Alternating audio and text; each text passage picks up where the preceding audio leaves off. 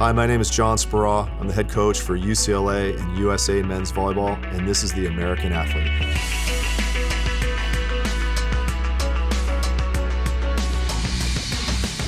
I think when you're young, you're super strong. I really believe this, and then you're 20 years into this, and you're like, I'm not so sure.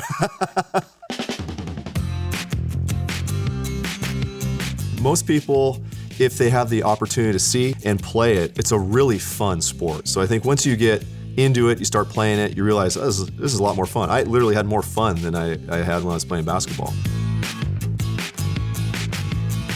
A lot of people have this experience where somebody inspires them to a greater vision for what could be achieved. And for me, especially being a novice to volleyball, Chuck Freeberg, my coach there, pulled us aside, a few of us, and said, you may not realize this, but you have the opportunity to play Division I volleyball. You have the athleticism, the size, and the skill where you could go and achieve that. And for me, I didn't even know that was possible. So really, Chuck was influential in terms of me having an idea that was something I could do. When you're a young coach, it's a little bit like being a teenage boy at home. At some point, you want to stand out on your own. And I had such great respect for Al that at least I didn't have that teenage conflict which can occur, right? I loved working for Al.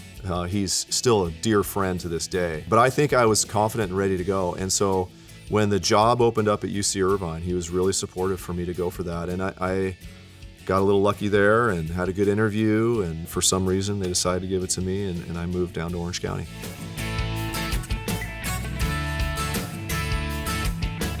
First of all, I inherited a group of guys that were ready to win right away. They were talented. They just didn't recognize that they could do that, and immediately we had some pretty tremendous success. That first month I was the head coach there, we were ranked #1 in the country. It was the first time I think they'd ever been ranked in the top 10 ever in school history, and we were #1. And I remember everybody was really excited, and the AD was Patrina Long, and she came to me and she said, hey, don't get too cocky. This is gonna take you 5 years. And I remember thinking to myself, it's gonna take 10. And I think that's probably pretty accurate. I think it takes about 10 years to really find your groove, because I think at the first 5, you're just trying to figure out how to run a practice and maybe recruit a couple players. And then you get through those next 5 years, and then you're starting to think a little bit more broadly. What kind of philosophy do we have here? What is our identity? How can we really accelerate our success? And I think you get to the end of that 10 and maybe you have a slight grasp of it. Of course, I'm into this 20 and still wondering if I have a grasp of it.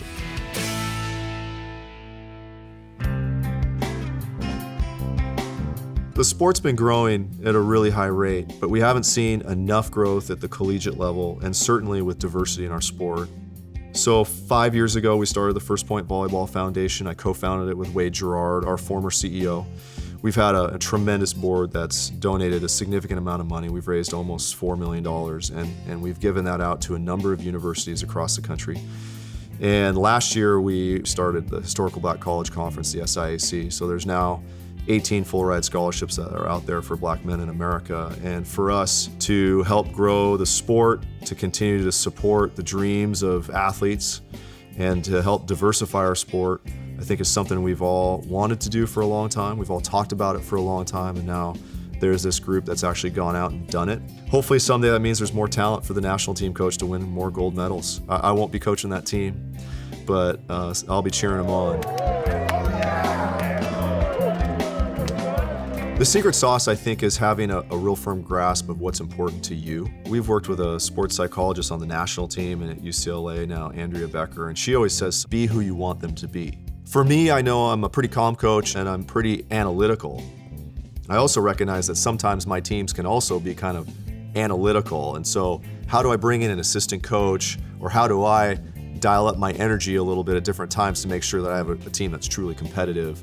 These are things that you're trying to build and instill in your team. What is our identity? What is our culture?